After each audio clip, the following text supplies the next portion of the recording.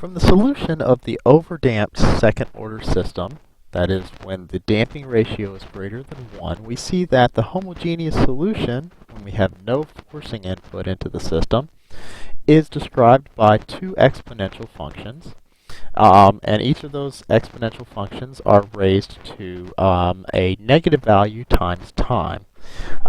So the question is, what is the general behavior of an overdamped second-order system?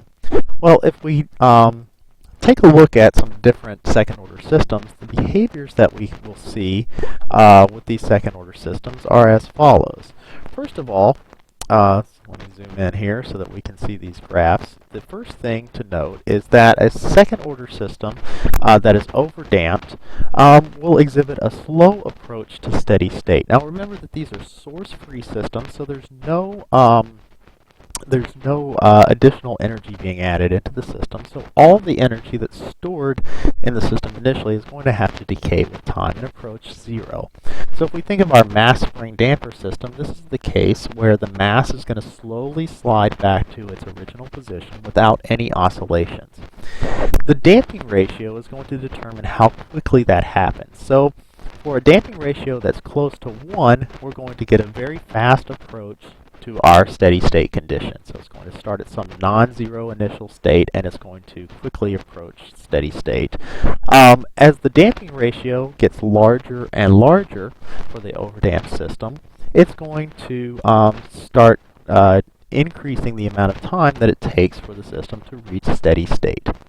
So the effect of the damping ratio on an overdamped system is to lengthen the time required for it to reach its steady state condition.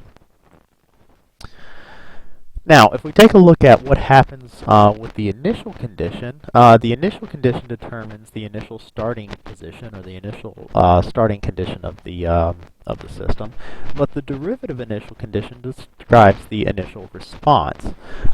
So here we have three different cases for the same system that have the same damping ratio associated with them. They just have different initial conditions. So the first condition is what happens when the initial condition is a positive value. So in this case, the derivative initial condition tells us about the initial slope of the line or the slope of the response. So since it's positive here, we're going to have a positive upward trend until we've dissipated enough of that energy to start decaying back to the zero steady state condition.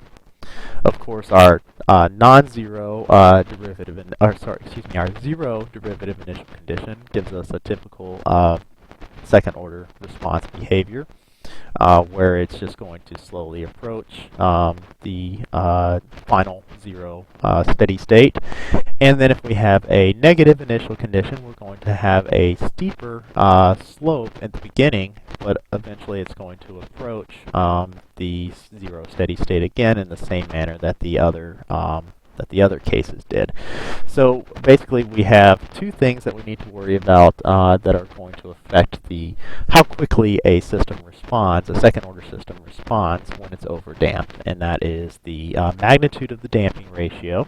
So the larger the damping ratio is, the longer the response or the decay to steady state is going to take, and the initial derivative condition is going to affect primarily the initial state of the system, how it responds in the first few moments after the action has occurred.